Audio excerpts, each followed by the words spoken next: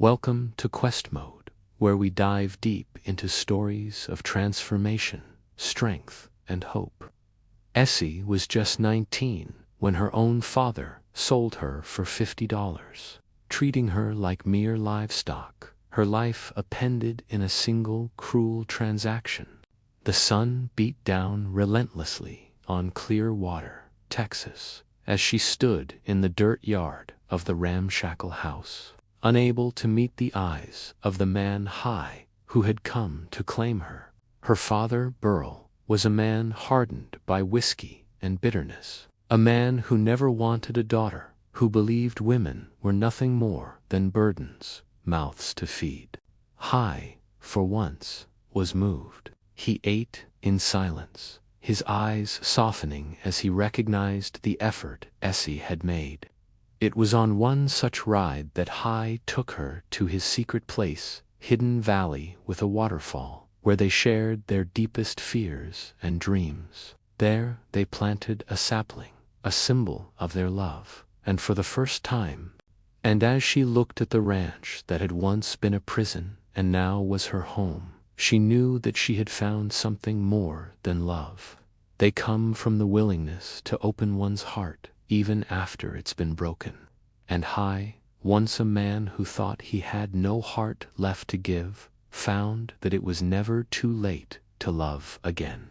And in this ranch, in the heart of Texas, Essie and High found that love. The kind of love that starts in the most unexpected places, and like the roots of the apple tree, grows into something strong, steadfast, and everlasting. She had found belonging. Seasons passed, and their love grew stronger, culminating in a wedding surrounded by the family they had created together. Drop a thumbs up if you believe in second chances. High, once a man hardened by loss and bitterness, had transformed into a devoted father and husband.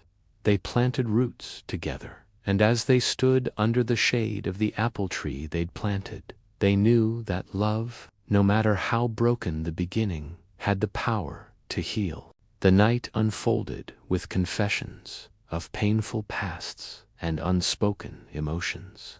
And for the first time, High admitted he didn't know how to love. The apple tree had grown tall and strong, its branches providing shade for picnics, and its fruit became a symbol of their own transformation. Reminder of how something so small could grow into something beautiful with care, time, and love. Essie had gone from the girl who was sold into servitude to the woman who stood at the helm of a thriving family, guiding the ranch with her wisdom and compassion. Essie reached across the table, her small hand covering his, a promise of unconditional love and acceptance. As time passed, their bond grew through shared laughter, moments of tenderness, and learning to trust each other. Their love, built on understanding and compassion, blossomed like the flowers in the spring. The harsh words he spat at Essie were as unyielding as the scorching sun that beat down on them. And when he declared he was selling her like a prize cow, her heart shattered into 1,000 pieces. Her mother, Nelwyn, wept quietly inside, her protests silenced by the brute force of Burl's violence. With a final, cold agreement, the deal was made. High, the rancher, would take her for $50 and an exchange of livestock. The wagon ride to his ranch was silent, stretching endlessly across the Texas plains, Essie's heart heavy with dread. When they arrived, she saw the vastness of the land, the sprawling ranch surrounded by miles of fencing, the cold, imposing house that was now her prison. High, with his weathered hands and emotionless eyes, gave her no comfort, telling her she would work, or she would be sent back. But then Osby, High's son, appeared, a young man with kindness in his eyes, offering her the first glimmer of hope she'd felt since she was sold.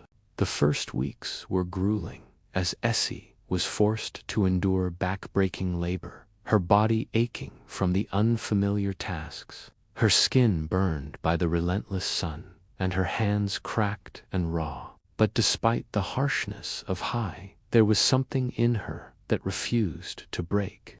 She worked tirelessly, showing a determination that Hai couldn't help but notice.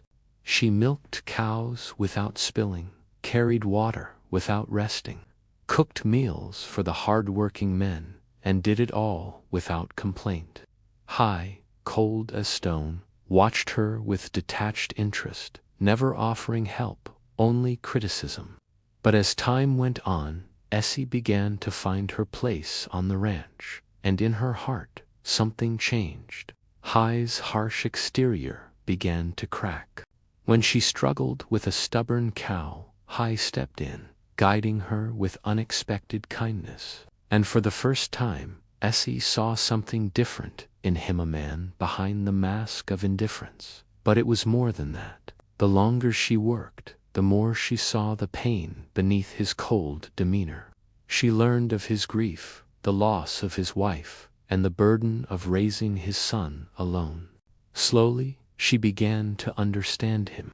Then, on Hai's birthday, Essie decided to do something she'd never done before. She cooked him a feast. A simple gesture that spoke volumes more than words ever could. Hai taught Essie to ride, and together they shared moments of joy and freedom. The ranch, once a place of solitude and pain, had become a sanctuary, a home filled with love, laughter, and the promise of tomorrow. Essie's journey was not one of simple survival. It was a journey of reclaiming her voice, her worth, and her place in the world. In the end, the greatest love stories don't come from grand gestures or perfect beginnings, but from the quiet moments of vulnerability and trust. Essie had become not just a wife, but the heartbeat of the ranch, the woman who transformed a barren land into a home, who breathed life into a family once bound by grief. Do you believe broken beginnings can lead to beautiful endings? If this story moved you, don't forget to subscribe to Quest Mode and turn on the notification bell so you never miss out on more inspiring stories.